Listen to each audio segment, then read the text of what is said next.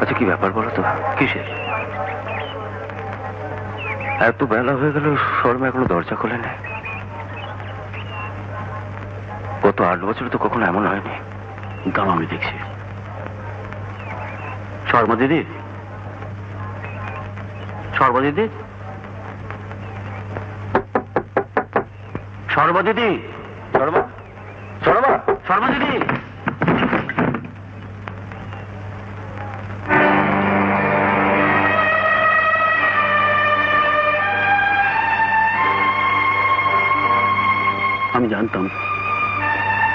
আমি জানতাম একদিন এরকম একটা কিছু হবে।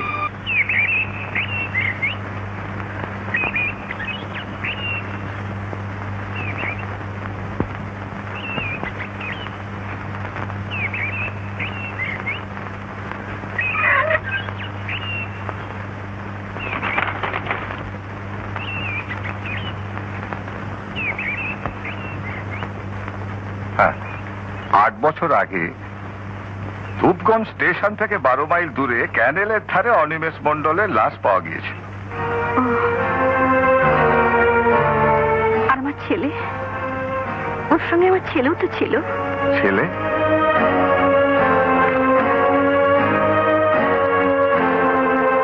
ওই না, রিপোর্টে তো কোনো ছেলের সম্বন্ধে কিছু লেখা নেই।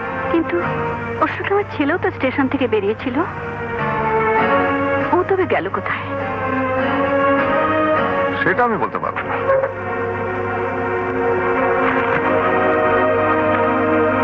আপনি একটা কাজ করতে পারেন, 8 বছর আগে এই থানার চার্জে যিনি ছিলেন সেই অফিসারের কাছে গেলে আপনি আপনার ছেলের খোঁজ পেলেও পেতে পারেন। তাকে কোথায় পাওয়া যাবে? ওই অফিসার মানে ইন্দ্রজিৎ বাবু এখন বীরভূম জেলার এসপি হয়েছে।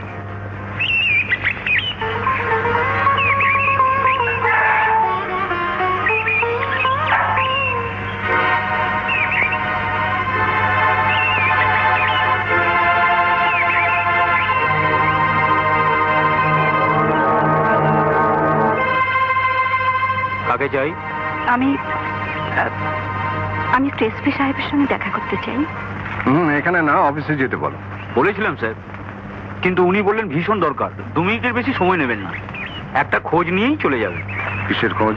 তা বললেন না, শুধু বললেন 8 বছর আগে আপনি যখন ধূপগঞ্জ থানার বড়বাবু ছিলেন তখন ক্যানেলের ধারে অনিমেষ মণ্ডলের লাশ পাওয়া গিয়েছিল, উনি তারই স্ত্রী। দয়া করে মুখ ঘুরিয়ে থাকবেন না, যা সত্যি তাই আমাকে বলুন, বেশি কিছু বলতে হবে না। আমাকে শুধু এইটুকু বলুন, ও বেঁচে আছে কিনা।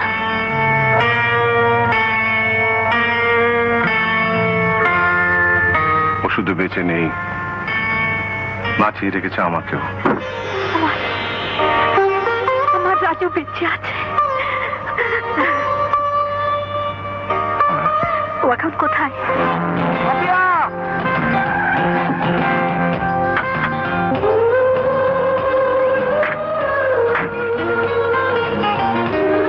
রাজু, আমার দাদা।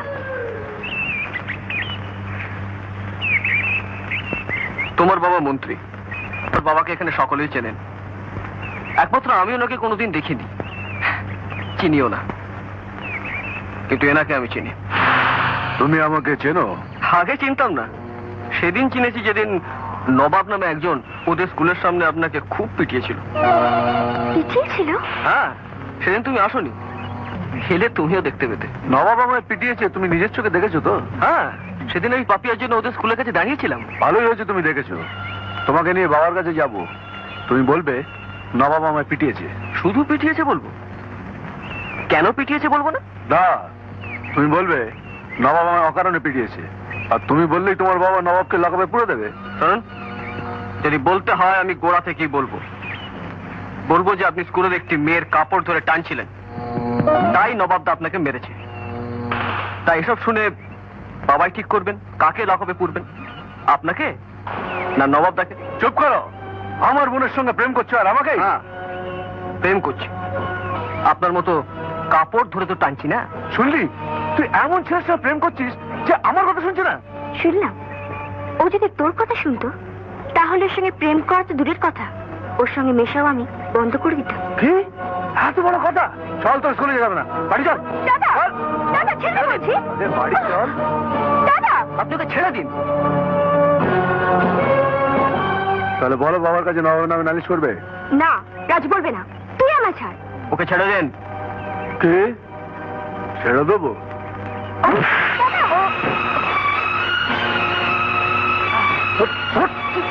কোথায় কি আপনি?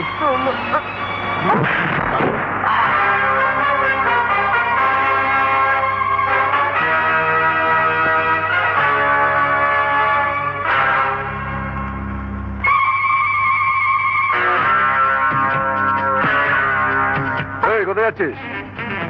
দেখুন না, ও আমার কাছে আসতে চাইছে আর ও ওকে জোর করে নিয়ে যাচ্ছে। তুমি বুঝি ওকে ভালোবাসো?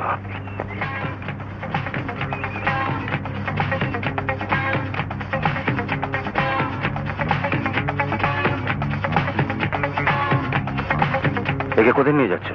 বাড়ি। ও আমার বোন। বোন তো কি হয়েছে? ও যখন ওর কাছে যেতে চাইছে, আমি ওকে ছাড়বো না। পাপিয়া, ইনি তোমার দাদাকে সেদিন মেরেছিলেন। আজও মারবো যদি এর হাতটা ছেড়ে না দেয়। ছাড়বো না। ইনি নবাবদা। তুমি ওকে ভালোবাসো?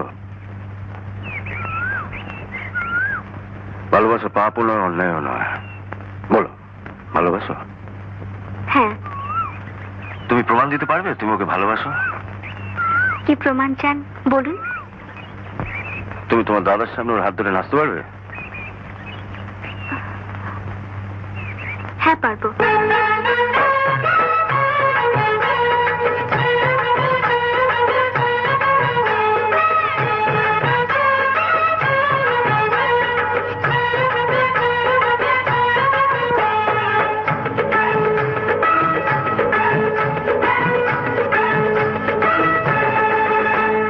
मियाँ बीबी राजी तो क्या करेगा काजी? हाँ, मियाँ बीबी राजी तो क्या करेगा काजी?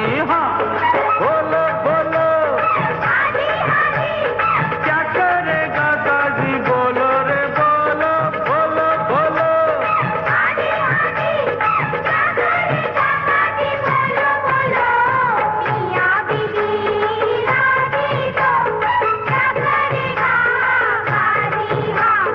मियाँ बीबी राजी तो क्या करेगा काजी? हाँ।